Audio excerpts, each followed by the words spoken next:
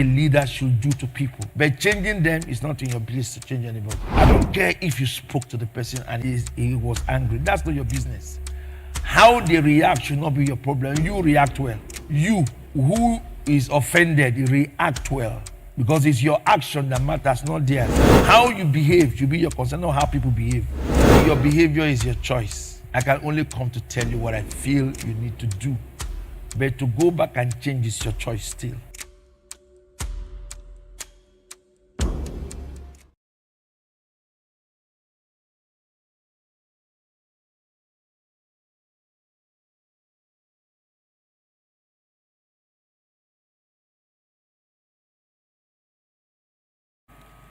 God bless you for joining today's episode of The Gospel Manager. We trust you had a very productive week this week of our superior decisions. We want to believe God that everything that you did will begin to yield results for you that will be meaningful and that will also alleviate your status in life and that of your families. This is Gospel Manager and we want to say welcome.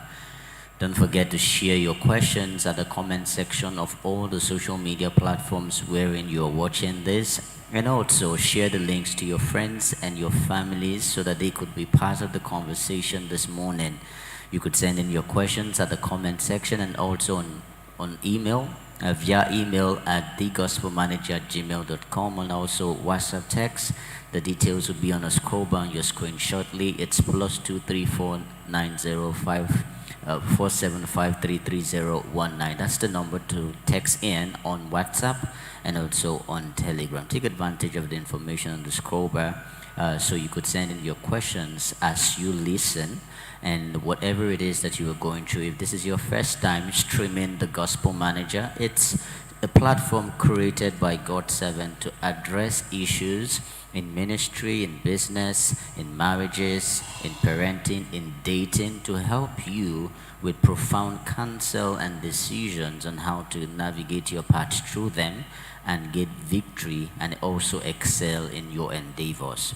So please share the links to your friends, put it on your stories, put it on your status. Let those who follow you get to see it and also get to hear God's servant this morning. Now, as usual, this season begun, and we are continuing with the Gospel Manager and her guest. Last episode was amazing. Profound decisions were brought here. The conversations were very pure, very honest, and also very engaging. Today will not be any short than that. Again, he's the senior pastor of our Port Harcourt branch of the Honor Ward International and also the head pastor of the pastors in the ministry. He's Reverend Paul Mordi. Good morning, son. Welcome to Gospel Manager. We had a profound time last episode with him, and we are so sure that this episode will not be anything shorter.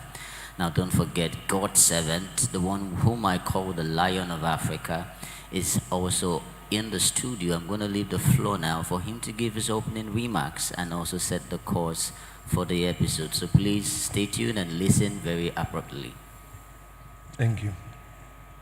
Genesis chapter 3 from verse 8 down to 11. The part of feedbacks. God was coming to get feedback from Adam.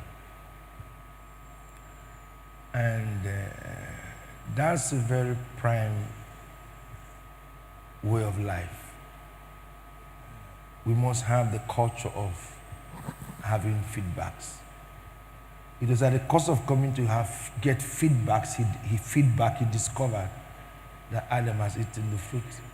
But the shocking part of it is, was he not aware? He is God, so he should know that Adam has eaten the fruit. But he needed Adam to respond because he needed Adam to understand the place of feedbacks. And as humans, as leaders, we must understand the role of feedbacks. The reasons why things don't go the way they are supposed to, we don't seek for feedbacks. It's not Adam that came for it, God went for it. Because God is the author of the garden. And that's the reason why the African culture is not progressive, because we don't go for feedback. We expect the people to come to us. And if Adam had gone to God, he would have lied. Because God came to him, he spoke the truth. So sometimes feedbacks gives you access to the truth and access to the damage that your non-feedback attention will create to a family, will create to a business, will create to people's life. Sometimes don't wait. You can see it, go and attack it. Sometimes go and ask the question yourself. And God just showed us that the power of feedback is the most active action that any man can take if he can truly succeed in life. I remember we live in a very relaxed and entitled environment, so people don't go for feedbacks. They wait to be spoken to. Report to me. I asked you to do this thing, report to me. So that reporting mentality is the reason why we are. If you can act as God acted, we will always know what next to do in any frame of life. So let's learn the power of feedback. Thank you. Thank you so much, sir. The power of feedback indeed is what everyone, including leaders, must actually go for. Now, having heard this about feedback from, I believe, the leadership angle, which is what majority of us lack in our systems, I just want to ask God's servant now in the area of, say, the follower, because feedback is very important, and the way and manner with which you give it also determines how the outcome would be. And in the case of Adam, he gave a very negative feedback. Although I know God's servant had dwelled on this in the previous season of the Gospel Manager, but for the benefit of those who probably had not viewed or watched that episode, his response in the feedback God demanded was, like God's servant said, we feel entitled that we think feedback should come to us. But in this case, he also felt entitled because he said, it's the woman you gave me. Hence, he was trying to cast the blame back to God. So let's hear from God's servant. How important is the approach towards feedback for those who are under leadership? How important it is to give the right feedback and the approach in which you give it? You know, if Adam was a smart guy, I just feel Adam was not smart enough. He was smart, but not smart enough. The first thing you should know during feedbacks is what law is guiding you. The moment you understand the law guiding you, it will structure your response. The moment you know that, it has already given you what to say. Because it is the law guiding you that will not give you the access on what to say. And Adam forgot the law guiding him. Rather, he was responding to a question based on the offense, instead of responding to the question based on the law. So, if Adam has responded to the question based on the law, he would have pacified God. But he answered the question based on the offense. And we answer questions today based on offenses, not based on the law back in the thing. And that's why we have people to blame. But when you answer a question based on the law, you will answer it in repentance. Because you know the law has placed you guilty. So these are the pictures that play themselves. So if you want to answer feedbacks correctly in the place where you are wrong, answer it with the law. And when you do that, you will end up not creating offenses or building situations that will lead to consequences against your own life. Thank you. Thank you so much for the profound answer to us. So we must answer and give feedbacks based on the guiding law that guides us in a place, not the offenses that are there. For what God's servant has told us, many people who give feedback in that regard, in the area and in the angle of offenses, tend to defend themselves and also cast the blame. So we must give feedbacks as followers and as workers in a system based on the law guiding us. Now, it leads us to our very first question, which is very important, because in the last sermon God's servant gave to us, he emphasized on spirituality. We saw that message from a different light because we had not seen the teaching on vision in that light. The code is the teaching, but then the subtitle is spirituality, and he made profound statements on the importance and relevance of spirituality in starting a vision. So our very first question came in, and this one says, this is from Andrew Jones. He says, good morning, sir. Why is spirituality the first requirement for the fulfillment of any vision, not skill or intelligence? Control is more stronger than skill. So if there's a spiritual force controlling your life, your skill is useless. So spiritual capacity is very key in a dead world like this. So you need it. So because that capacity gives you access to, in Luke 10:19, Jesus talks about, you shall tread upon serpents and scorpions and take delicacies and nothing shall harm us. It simply means you have control, you have dominion. And that is not physical energy, that is spiritual energy. So you need that to able your path in the world that we live in. So that's why I believe that before skill is enhanced, spiritual empowerment must be put in place. Jesus did not go with skill, he went with power. He was a good orator. Jesus Christ had a gift, and his gift was oratorial. He can speak well. So, but the guy who will speak well did not depend on his speech. He depended on 40 days fast. Yes. So it's the 40 days fast that actually outlived his name. It's not his speeches. He spoke, people were healed. Those things were not speeches. That is a man with power, with speech, and accompanied with the glory of power in it, and it works. So you can't succeed here with that spiritual energy. You need it as much more than you need skill, but you need it more than the skill. The skill is just to refine what power has produced. So if you want to see skill effective, power must be put in place first, and that spiritual energy is what will make the skill more attractive. Thank you. Thank you so much, sir. All right, so we'll go to the next question, and this one says, good morning, sir. Yesterday's teaching was profound, but then I want to ask this question, sir. How does spirituality separate ambition from God-ordained purpose? How can one discern what is God's purpose and not their own ambition as young, growing believers? The word ambition, I don't like using it because it has a lot of limitation. It proves that at one time your drive will stop. I like to use the word vision. Vision is weighty and is clarity. The clarity of vision is there. You see, the problem is God has no problem showing you what to become. You are the one that have a problem running with it. God has no problem showing you what you want to become, but you are the problem. You are the one full of limitations. So, and that's why if you build, let me give you an example, and this is clear. If you keep serving God consistently, without flinching, one of the things you will discover is that the presence of God will begin to come around you often. You begin to sense to pray. This one is not anything now. Sense to pray, sense to read the Bible, sense to go to church, and all of these things are the ones that will formate the voice of God in your life. Just imagine somebody who is not consistent in serving God. What happens to them?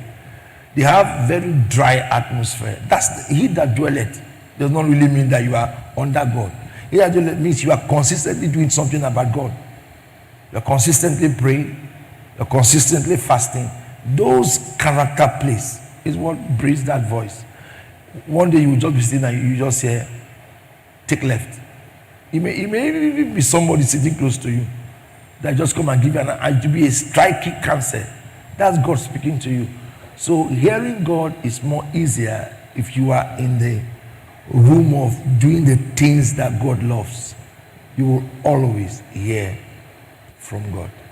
When you are always out of those friendly actions, you will not hear from God. So it's the easiest thing to do to hear from God if you keep a spiritual environment around you often. So that's why I subscribe to spirituality than starting anything with a carnal mentality. It's not going to work. It's not going to work. At one time, you run loss of drive, steam, and even direction. Because it's not just to start. Starting is easier. Stay for 40 years. Stay for 20 years. So you've not seen anything and you're complaining, you're saying you are successful. Over what? How long have you been doing that thing? Who do I say is success? He's been in it for 20 years and never giving up. That's success. But if you check clearly, the God foundation is always the first thing that brings people there. Thank you. Thank you so much, sir. All right, so many questions pondering on the teaching, spirituality, and vision. And yesterday, we had received some via telegram at the course of the message, and even till late night and early this morning. And one of them from Chidubem, he says, the teaching was so powerful, but then I have this question I have always been asking. He says, why is it that spiritual battles often intensify when a vision is close to fulfillment? We should stop looking at life from the struggle perspective. You and I know that anything that wants to end well must come with certain expectations. So it's the weight of the expectations that attracts the distraction. The why is not for me to answer. That is the pattern that life has created us to go into. All you need to do is to make sure that as you're asking the why, you're not allowing the why define how you fulfill your vision. So it's like a woman asking you, why will I go through labor? I cannot answer that kind of question. Labor is what you will go through to have a child. It's like a man that will ask, why do I need to go to school to get a certificate? That's the process to get to in life. Like somebody would say, I don't need children. I want children, but I don't want to get married. Then there's a name they will call you if you don't want to get married. So everything has been patterned on how to answer to itself. So there are certain questions that I can't answer them because they are meant to flow that way. Just make sure when those potholes begin to play themselves, you go above them and make sure you succeed in whatever you have targeted your life to achieve. That's the most important thing about life, because victory is what we speak about, not failures. Thank you. Thank you so much, sir. Now, ministers were not also left out in sending in questions, and we had this question from a minister. It came in on Thursday morning, which is yesterday, and he said, good morning, sir. Man of God, please, I want to ask on the dangers of doing ministry with activity, especially with the era of this area of social media ministry many pastors are engaging in without spiritual depth. How far can we go, and how can we stop and refrain them from continuing in this social media ministry? Impact will not be there. Entertainment will be there, and that does not have lasting foundation. So the traits of applaud will always be there. I know. The crowd we teach today is more not the physical audience. We teach the online audience more. And that's one thing I've told myself never to do. I teach my normal message, teach the people I'm seeing. Whatever you want to receive from online, that's your... Because a lot of pastors are teaching the online ministry. They're not teaching the inbox ministry. And that is why our messages are now in two forms: the audience out here and the audience in here. So the impact, the physical impact, because the growth of a man starts from within, not outside. So the physical impact of a ministry is not really felt, because it is the impact. You can entertain, no problem, but the impact of a ministry, that is where you have to pray. Your level of prayer tells the level of impact in people's life. So if you're not changing lives, it shows that you're entertaining them. So for you not to entertain them, you have to go depth in spirit. You have to pray. You have to fast. You have to spend some time with God. Those are the attitudes that will surely give you access to a certain level of visitation in people's life. Thank you. Thank you so much, sir. Okay, so this one, I'm not sure if I understand what the minister was trying to say, but he is saying, he said, sir, please, I have been in ministry for 11 years now, and I remember when it was in my 5th year, I was working with the blueprint God gave to me until I had one of my pastor friends visit for a program, and then he told me that God had told him to tell me something not different from my assignment, but it's more like something higher. And when I did it, I saw that indeed it was God speaking, because it took me to a higher level of the assignment. So, sir, I have been on that for a long time. I keep asking God to help me and show me what next to do. But in all honesty, sir, I am not getting any response. So my question to you, sir, is how a minister can discern when God is shifting their assignment or refining the vision he has given to them. Don't lose touch of what took you there. Keep doing it. Now when the signals come for the next level, you will know. But if you lose touch, the dream that Joseph had, he progressed it by interpretation. But if you notice clearly, it was still the dream and interpretation that favored him. Pharaoh had to have the dream, he had to interpret. So stay around whatever has given you access to God and keep doing it. If you progress, don't leave the past. Keep dealing with the past. As you keep doing that, more signals to do better will come. The problem we have is that people reject what brought them up. And that's the major problem of pastors. They forget, well, really, some we are given access to worship, then they hear from God. Some are given access to pray. Some is through the Bible. So whatever God used to build you up, don't leave it. Stay there with it. And if there is a need for improvement, don't leave the past. Just take the past and keep improving yourself. And that idea of trying to cancel, it's not a school you attended. It's an experience. So you just keep developing that experience until you keep getting better as a man of God. Thank you. Thank you so much, sir. This next question says, and this is from Miss Ruth. The name is quite very... she's saying, good morning, sir. Sir, please, how can parents raise children spiritually in a world that is constantly opposed by godly values, especially with all the shenanigans on social media, TikTokers and all that? They try to play down the efforts of parents in the quest to raise their children. How can we spiritually raise children in our homes with godly values and not allowing the world to replace these values we have instilled in them? You see, a family that has a conscious structure for the future will never take social media serious.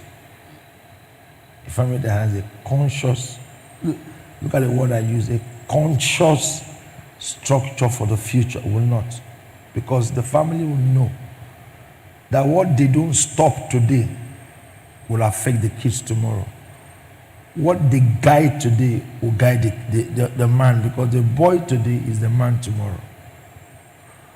So to me, the Bible has not changed. The Bible has not improved. The Bible that Kumu you read as a young boy is still the Bible we are reading today. What they are just doing is translations of different presentations of people's views. But the Bible remains the same. So there's a good angle of social media. Let's not always see the bad part of it. There's a very healthy angle of social media. Information, training, those things are social. You don't need to go to Hawaii to train yourself now. Those are the beautiful angle of social media. Information, training. This is the two things that social media should be doing to our kids. Training and information. Which to me is the best part of man's life. These are the privileges our parents didn't have. It's at our doorstep. So rather than saying that social media is bad, let's start saying that social media is good to our kids and only supervise what they use social media for. And then remember, that you must use the Bible to guide your kids, not social media. Social media is to train their mental capacity, but the Bible is to train their morals. So we must put these two together and use them right. But the bad part of it is what you cannot take from social media. But what you can take from your children is the bad part of it. You can't take it from social media, but you can take it away from your children. How are you going to do that? Guide them. Supervise what they do with their phones. And rebuke when you have to rebuke. So you can produce what the Bible is saying in the future. Because right now, the box out there, the church is trying to fit in to the earth. I've seen men of God trying to fit into certain systems. Because of, I've always said it, some of the things that are happening to you is because of the money interest in social media. So anything that goes viral pays the person who made it viral through his page. So the money interest in social media is a problem. If there's no money interest in social media, will close down. So the money interest attached to that box is really the problem. Which to me, people are getting richer because of that. And it's looking as if going to school is a waste of time. Let me say this. Education is the fabric of a man's existence. So I will advise everyone who has a privilege to go to school. Don't say because it's social media. Social media is a gift that will show that at one time will not be there anymore. You should know that. You should know that. Anything that trend does not last. So sometimes you know. So let us be wise to know that our kids will outlive a generation. So let us prepare them for every generation by the foundation of scriptures. In 1 Corinthians 3 from verse 10, Paul is shouting, what foundation are you built on? So what foundation are our kids built on? So you must pay attention to that foundation that works for children. But remember, the social media box is for education and for information. Every other thing that is polluting men is not supposed to be a part of our kids. Thank you. Thank you so much, sir. Okay, this question just came in, and this one says, good morning. I think he's trying to react to the very first question that we had shared here. He said, good morning, Bishop. Sir, please, why do many well-written visions collapse at the execution stage? The people you have are the problem. When you have the wrong people, or let me not use the word wrong, when you have low-minded people, people who are not aggressive enough to fight for something, that's how it's going to end. Can you imagine just imagine if Jesus was not who he was in the Bible, after he died for 3 days, and then all the crises that happened, the betrayal, and all the rest, the disciples scattering themselves, then coming together in John chapter 21, they went for fishing. Just imagine if it was not Jesus, that Jesus died and didn't resurrect back. I'm giving you a picture, just imagine it. And just died and he was buried. Do you know that mission of Jesus would have ended? Yes. There will be no Acts chapter 1, no Acts chapter 3, Acts chapter 2, yes, Acts 2, Acts 3, like that. Because Peter would have killed it. But it's Jesus, so we are seeing that the vision didn't die because Jesus came back and made the correction. So what about if the man was not Jesus Christ and he was not able to return back? So that means his 3 years effort would have died. So that's why I'm saying that we need people who understand what we are doing and who are even more aggressive than you to succeed. People who you don't need to supervise. Anybody you supervise to do your job is not supposed to do that job. Anybody you speak to do something, and the moment you left, he forgets. He can't do it. That's not somebody to keep around you. They will kill that thing. The day you are not there for 2-3 weeks, that thing will die. Those who grow above supervision are the people you should keep around you. They will sustain the vision without you. I grew in the ministry. You know, at one time, they were not instructing me anymore. I was instruction myself. Because they saw me drive. So you need to grow above supervision to assist a vision to survive. You should not be talking to you all the time. You should know what to do, what the vision wants, what the vision hates, what the vision like. Watch me. You know, there are some things you like to do because the vision condemns you, you stop it. You know, there are some people who don't have sense. Some people are just foolish people on this earth. Some people don't have sense. Some people don't know that they are creating signals that are wrong. For example, somebody has a crisis with a vision and walked away from the vision. All of a sudden, you are close to that person. The message you are passing to the system is that you don't have a problem with that person, but the person has a problem with the vision. No leader will trust you with the future. No leader in this life will trust you with the future. Not one. Even when you are truthful, even when you are everything, see that act shows that you shouldn't be trusted. See that act shows that you should never be trusted.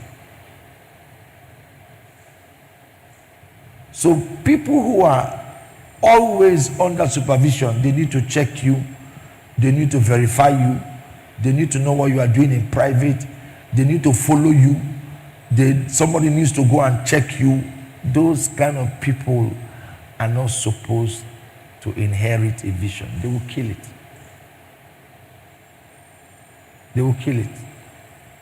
Because when you grow yourself not to be supervised, those kind of persons, you can drop anything in their hands and go to sleep. They will do it better than you do. They will not condemn you. They will do it, they will improve it, make it better. Now, Redeemed Christian Church, the person who owns it is dead now. How is the Redeemed Christian Church today? It's greater than the person who owns it. Now, just imagining the person who will take over the one who is holding it now. How it will look like. Because he has outpaced what he met. Take the church all over the world. Because that is what you should be doing when things are given to you. Make it better. Don't make it worse. But today people have a mentality of, they didn't tell me, who watched me? And that's the reason why visions collapse. But those around it don't see themselves going above the owner of the place. You see themselves, don't be me get them. I'm just here to work. Whatever happens, that's your business. And those kind of approaches to visions, when the man is no more there or the lady is no more there, the thing will tend to close down. Thank you. Thank you so much, sir. Okay, so while God's servant was speaking, a question came in from someone, and he says, "Good morning, sir. My name is Naya, and I want to ask a question on how that leader can handle a situation of mixed multitudes in his or her system. There is some people who are above supervision and some people who are low-minded." You see, the thing of being aggressive to teaching is very important. You must, one of the things that I want to do this year is to teach people to the level where it will look as if I'm trying to choke them with teachings, because you can't keep a mixed multitude around you. It's dangerous. It's like keeping the devil in the midst of good people. It will pollute them. So it's like keeping banana in the midst of monkeys. They will eat it. Anybody with a mixed multitude mentality is a problem. People with low picture on what to do is a problem. So the solution is teaching, and the solution is making sure you get aggressive over them. There are people you don't pet in life. You get aggressive over them. So they are either doing what they need to do or they are changing from it. But you shouldn't be quiet with people like that. They don't look enemies, but they are enemies. They are windows for anything to go wrong in the place. They are not enemies, but they are very big windows for things to go bad. Because the devil is looking for his space, and he will come to a human being. Failure is a person, it's not a system. One person can be a reason why an entire system is failing. So failure is a person, it's not a system. And when you have somebody who is always trying to go the other way, never sees a reason why to do something correctly, always looking for what to go wrong, that person is creating a problem that will affect the entire city. So you must be aggressive about it, and then you must also be aggressive in attacking it, and be aggressive in teaching. And you don't laugh, you don't pet what is making you stagnated. I've been a pastor for a while. You don't pet what is keeping you stagnated. You attack it. Jesus rebuked. If you pet it, it gains more energy to kill the work. You see the way I come after people who are not doing well. I don't have pity for you. Because you shouldn't be doing that around me. I have a style. As long as I'm not asking you to do things personal for myself, it's work position. I will talk to you. Sometimes rashly, sometimes very annoying. But if you check behind my mind, it's not for anything. You can do better than this. You choose to do the things you are doing. But if you play with it, when at the end of the day things are not working for you, you see the bad part of life that I'm bothered about. When you are not succeeding, the people who you are considering to kill the work will walk away from you. And then you will stay alone. So that's the bad part of it. So you must do something about it. You must be aggressive about it and aggressively teach people. You see something wrong, attack it immediately. They don't look at the person. That is what matters more. And that's what will stop the mixed multitude and the low approach mentality to your work. Yes, sir. I want us to talk a little more on this because the people who have been largely affected by such attitudes are pastors especially, and people who have built something honestly for themselves. Now, I want to say this to agree with what Mr. Dominic had just sent me now, because he said, so this is the reason, he said, now I see the reason why people rise slowly but fall very, very suddenly. He said, this is why some leaders rise quickly but fall suddenly. Bishop, thank you so much for this nugget. Now, the thing is, over time, because we have had this mentality of his church, and not just ministers now, but the Christian community, and that's why many pastors are where they are. They feel that because it's church, you just have to consider people, have to manage people. And from what you have dealt with us in the past couple of weeks, is that it's not to say you should not have empathy on people, but you must attack people based on, their level of, would I say, competence, and when they are underperforming, you have to attack that. You don't have to pet it, because like you said, when these things are not working over time, these same people you were considering will leave. I want us to re-emphasize this so that ministers and people who are business owners who are sincere with what they do but have the same compassion and brotherly love and all that they've been having over time can wake up and make a firm decision not to play against people, but to rebuke when there's need to rebuke, consider when there's need to be considered. You see, there are two words you must try to study: compassion and passion. Passion must first be built before compassion. So, if I own a business and you are not doing well, what's stopping you from talking to you? The church is where she is because of one thing. I have been a victim of consideration about people. A lot of the problems I have had is that I knew the people, but I thought they would change. You see that?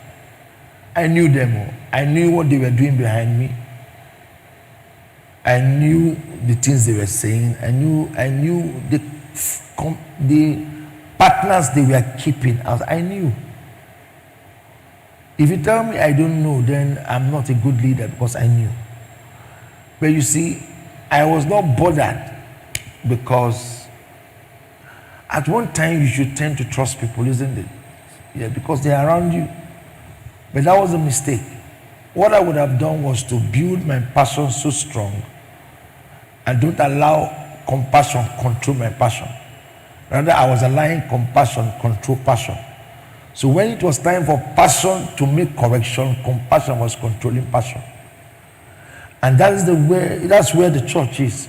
We are taking the role of passion to compassion. No, there's a place of compassion. When it was time for Jesus to rebuke Peter, he said, "Get thee behind me, Satan." That was passion. When it was time for Jesus to get to Peter, he said, "Feed my sheep, feed my sheep, feed my sheep. Do you love me?" Then he was not rebuking now, he was talking by compassion, but at the same time, trying to rebuke Peter. So we must not destroy these two words. There's a place for compassion, no doubt, but there is the greater part of it is passion. And for you to keep people around you, you must always have the place where passion will prevail against them. You can't be doing this here. I know I love you, but you can't be doing this rubbish here in this system anymore. I won't take it from you. You have to talk like that to people. You have to replace them if need be. Because if you're always working with compassion, you are abusing the progress of the system. Church growth is not by compassion, it's by passion. And when churches are not growing, if you check clearly, the leader is considering people. Leave him, he's untouchable. We can't talk to him. He's the one who gave the monies. He gave us this property. We cannot do. How will he feel? No. When you break a law, you should be punished for breaking the law. You should be spoken to for breaking the law. You should have boundaries in life. So when you start breaking the boundaries that keeps the system, the leader should correct you, no matter who you are. So if you cannot do that, why are you leading the people? I'm not talking about a leader who just comes and begins to shout at people. I'm not talking about that. Somebody can interpret me and say, yes, I will attack everybody. No, that's what I'm talking about. That one is aimless correction. I'm talking about a leader who understands that he's making progress. He knows when to show compassion, and he knows when to also show passion. Some people just show passion, and don't know where to show compassion. Don't know where to draw the line. I'm too extreme in this thing now. You have to know when to draw the line. You understand what I'm saying? So you need to work on these things and make sure, because at the end of the day, if your church is not growing, you won't succeed. So you must know what to do to make sure, but don't allow compassion override the place of passion. And don't allow passion also to override the place of compassion. So you must make sure there is a lot of balance. But don't balance passion. Passion should superior compassion. Compassion should be the thing you bring to keep people around you. But passion should control them. And so the young man or young lady who wants to lead people, don't start shouting without reasoning. Everything you want to shout, everything you want to shout, everything you want to report, everything you want to complain about. That's not leadership. There are things you need to persevere. There are clearly decisions that are killing the system. Those are things you should fight for. Common things that don't make sense, just ignore and move away. But there are things you know, these things are decisions fighting the growth of a place. Those are things I'm talking about, you need to attack immediately, so they don't bring disjointment to a system. Thank you. Thank you so much, sir. We are now going to go to questions for our guest this morning. Last week was powerful, but this week, hearing what God's servant had said, especially about compassion, passion, and low-mindedness. And so here's a question that we have for Reverend Paul this morning, and it says, under a growing ministry, how can a resident pastor continually grow without staying fully aligned with the founder's vision? And this is to say that, in a nutshell, owing from what God's servant has said, how can the leader of pastors like you are, how can you make sure or ensure that majority of the pastors who, and this is to bless every other pastors who are serving under ministers who are watching this, how can they stay not amongst the faction of the low-minded people, but amongst those who are above supervision? Thank you very much for that wonderful question. And first of all, I want to appreciate my father for this privilege once You're again. welcome. And I promise not to take it for granted. I want to start by saying that example is the bedrock of leadership. And having privilege to serve my father as a PA, I've traveled with him for both home and abroad. And I have observed his mode of leadership and operation. I want to say that when leadership is trusted to you, you must know that the best way to lead is example. When he was serving where he was before, that is our father, he took the helms of leadership and ensured that everybody was put in order, not just by mere talking, but by living the life of a leader. So when he speaks, everybody tends to comply. When he gives instructions, everybody follows that instructions. And that is what I have tried to live by, because I have followed him. I saw how he handled those men. There was a day a bishop came for a meeting. I was in that meeting. I know what happened. And because if we only talk to the people and we are not showing example, our words will not make meaningful impact to their lives. But when they see us, because like you said, when you are the helms of leadership, everybody looks up to you. The line you told is the line they will told. Your behavior sends signals to them. Your action sends signals to them. So you must know your boundary as a leader. I'm under my father. I have a boundary.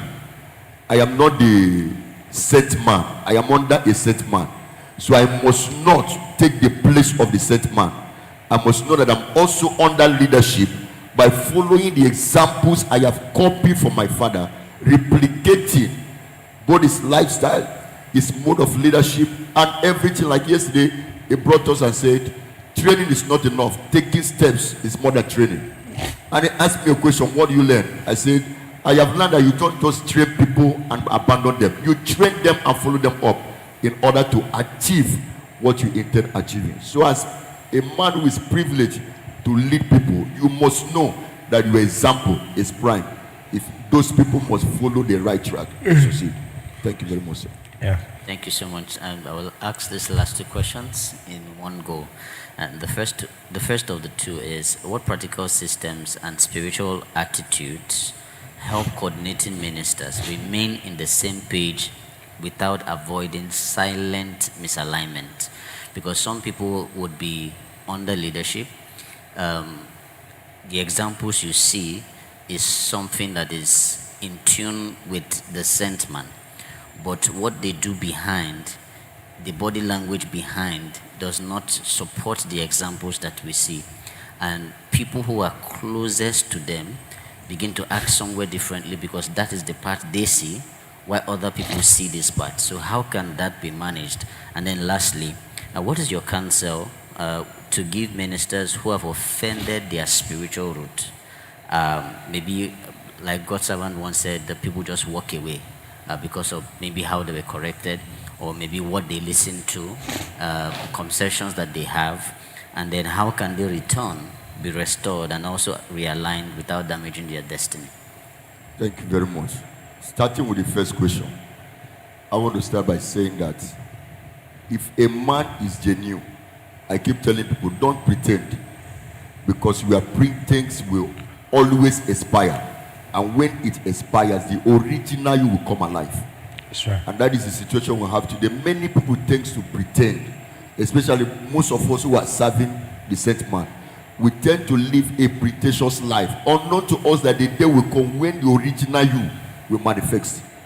And it may manifest when you least expected it.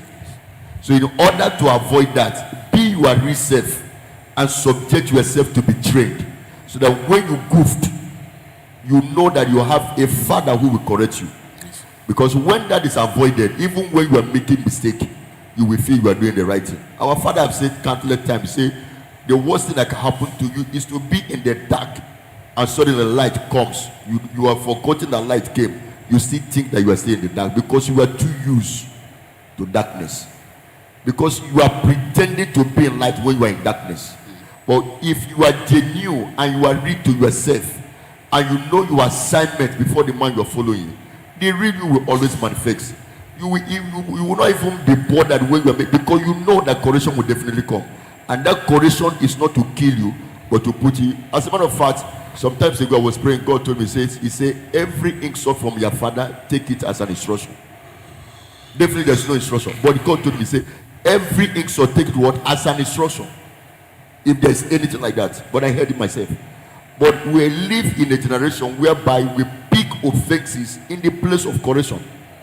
We believe we have outgrown correction, whereby making a mess of a platform that has been created for us to advance the course of our life. The second question is very simple. The prodigal son veered off course.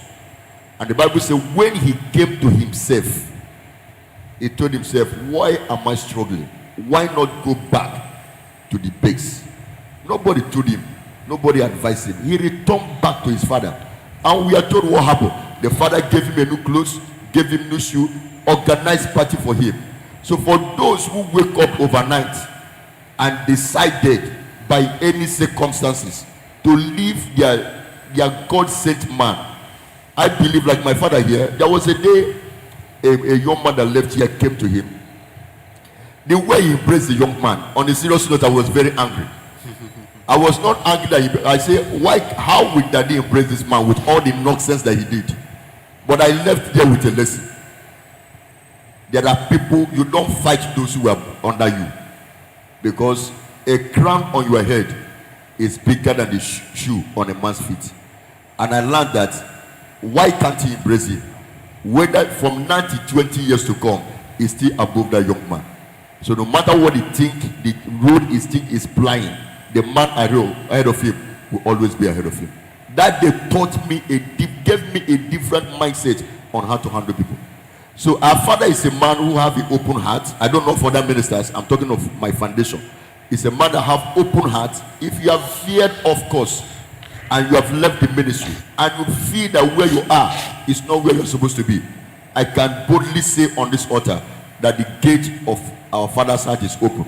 The gate of this ministry, all you need to do is to tell yourself the truth. I goofed here, and be ready to subject yourself to instructions, to corrections that will realign your life back to the right path. I believe if anybody will say, and we should fight against proud, because the majority of them want to come back, but pride is what is keeping them back. And if anybody can fight against pride, I believe they will get their feet back to where they left. Thank you very much, sir. Thank you so much. Some of them is even shame that makes them not to come back. So the reason why we're bringing this, because this is Gospel Manager.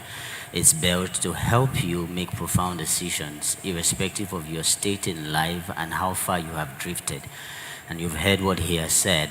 God's servant's heart is always open. Again, this is for our father. And we believe that is so it would be for your own spiritual father in the place that God has sent you to. Why did we bring this? Because there are a lot of people who are actually leading people astray in the name of being their senior pastors. Meanwhile, they are under a curse.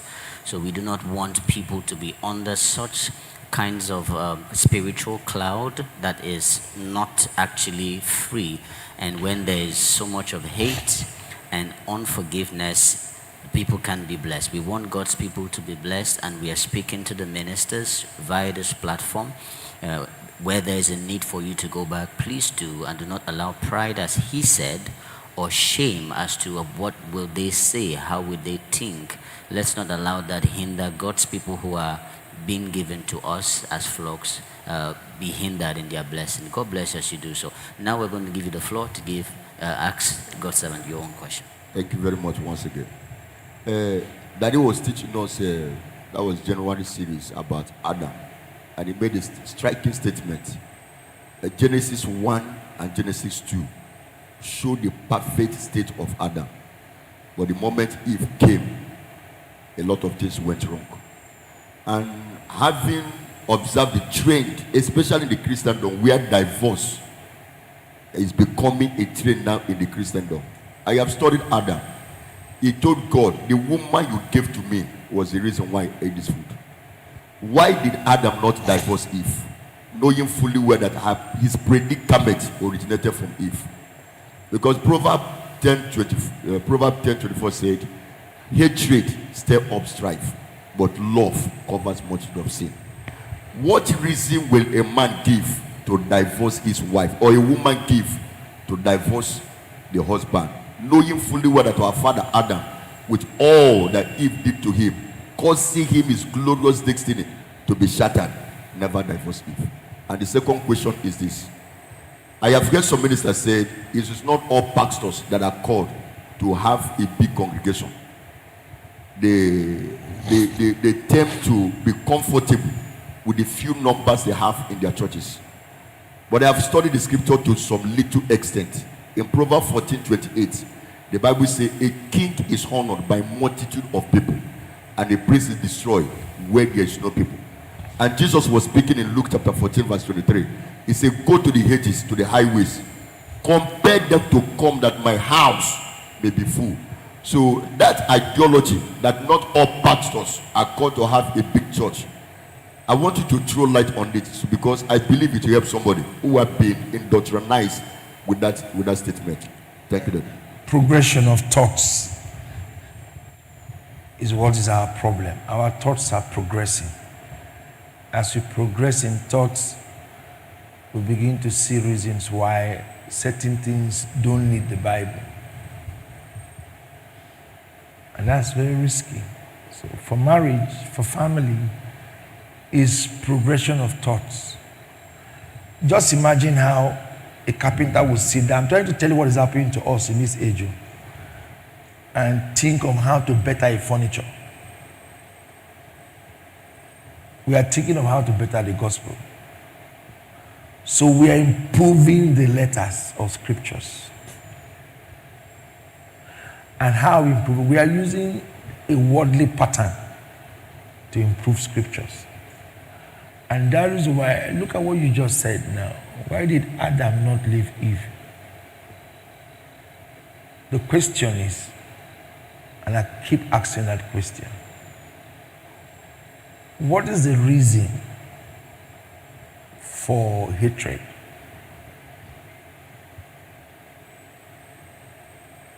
What's the reason for hatred? Bathsheba, the wife of the guy that David killed, knew that David killed her husband, but she still married David. So the thing is simple. As long as we keep using the pattern of the world to improve scriptures, the divorce rate will be high. So the problem is not Satan. The church is adopting a system from the world. How these people out there are living their marriages and bringing it to the church. Say, after all, this person left. Why won't I live? That's what we're doing. Because if we are truly following the Bible, that should not be found in us. It's a worldly act that the church has embraced into the church, and using settings, because the Bible comes with. The Bible has its meaning, its message, its timing for his people. Who was the Bible speaking to at a certain time? And what is the context of that message in today's age? So sometimes you can read the Bible and offend yourself. Sometimes you can read the Bible and disadvantage or advantage yourself. So let us not allow, as the world is encycling itself, progressing, to affect. We want to improve scriptures. You can't improve scriptures. So the divorce rate is in church because of the improvement of scriptures. And we are using the worldly pattern to improve scriptures.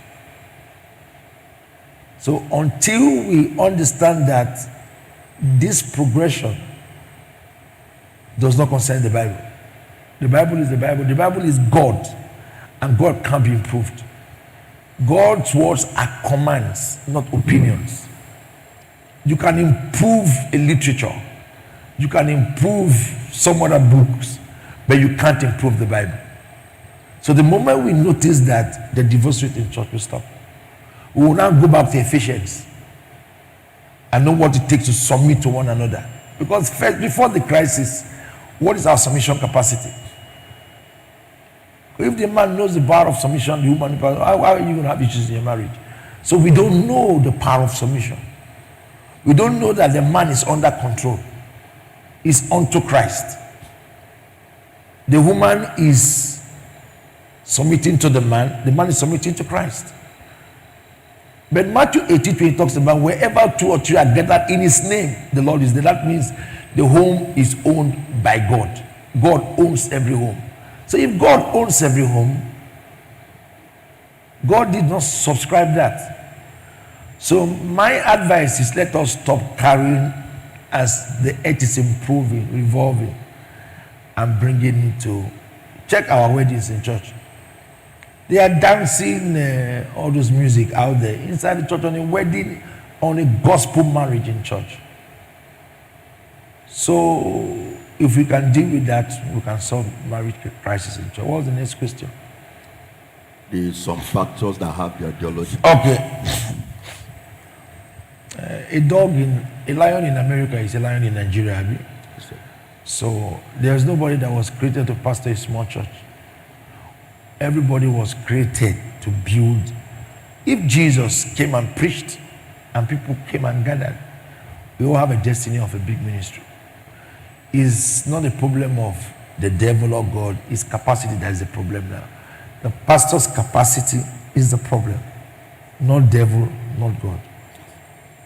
The man's capacity is the problem. So what we should be talking about is, I don't have enough capacity to build a big church. Not saying that God did not send me. So the language presentation is the problem. The problem is capacity. So if your capacity is not enough, you won't build a big church. It's not Satan, it's not God, it's capacity. So let pastors start developing capacity and stop giving excuses. Because if you know your trade, you will grow your trade. If you know your trade, you will grow your trade. So Mwakbai did not pastor a church, but he's a global figure. So if you know your trade, you will grow your trade. So let's start building capacity. And some of these statements are made with the envious approach. Try to demean those who are successful. You understand? That's the problem. Try to demean these guys who are big to feel they are using something that you say, I'm very righteous. Why am I not growing?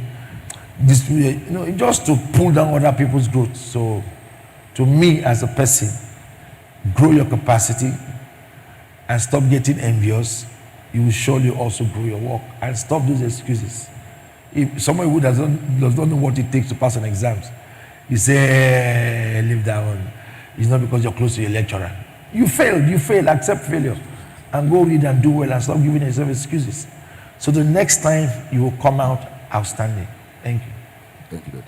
Thank you so much. Today was nothing short of phenomenal, and we want to say a big thank you to God's servant and of course our guest.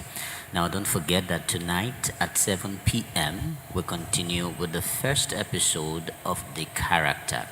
The Character is a platform created by God's servant to have people on set tell us their story on how character helped them shape who they have become, and also how God's servant's message, person, and advice had also helped shape their character in helping them become what God has already ordained for them.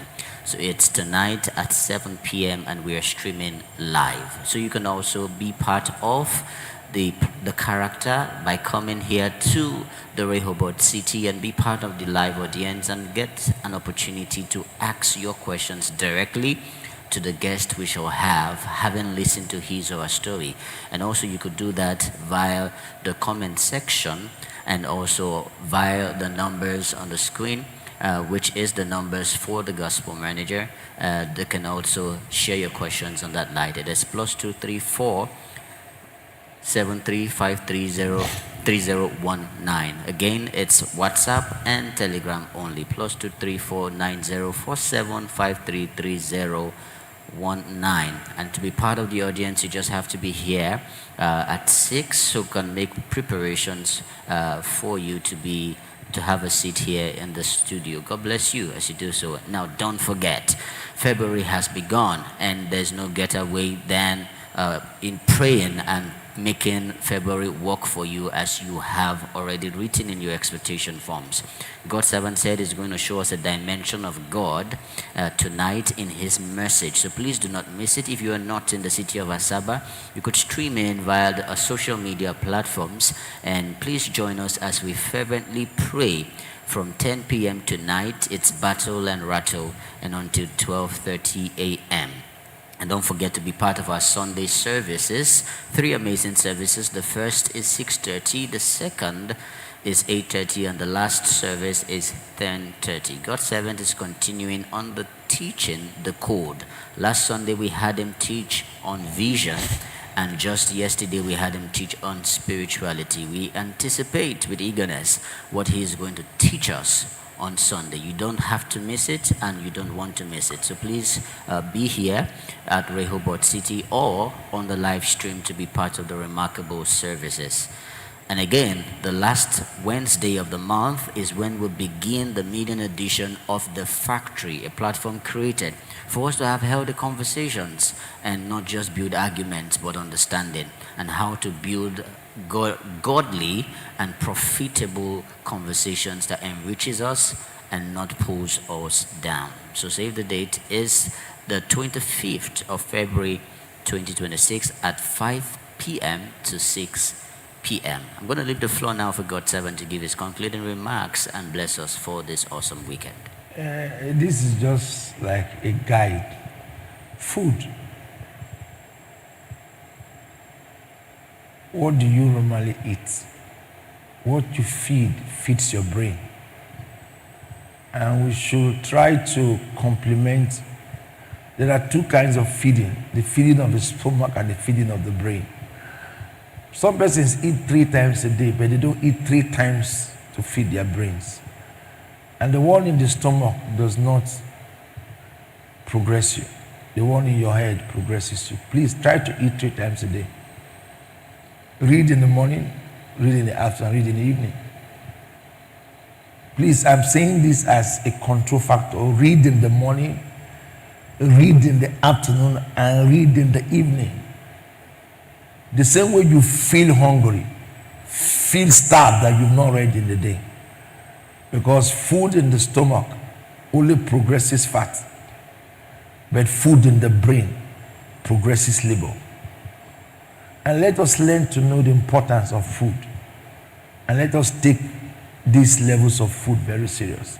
Because at the end of the day, it is food in the brain that provides the food on the table. Have a wonderful weekend. God bless you. God's servant uses the very base things to translate wisdom to us. So if you must fast, please don't fast with your brain. Study 3 times a day. And don't forget that if you want to have a privilege of having God's servant sit with you one-on-one, then you have to register for the Dr. Maxwell Golden Egbe engagement meetings.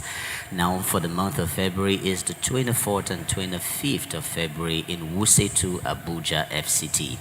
Now don't forget, you could actually register and also get your friends, get your family, sit with him one-on-one for this awesome counsel, not having to watch him on your screens, but now you will have him in person.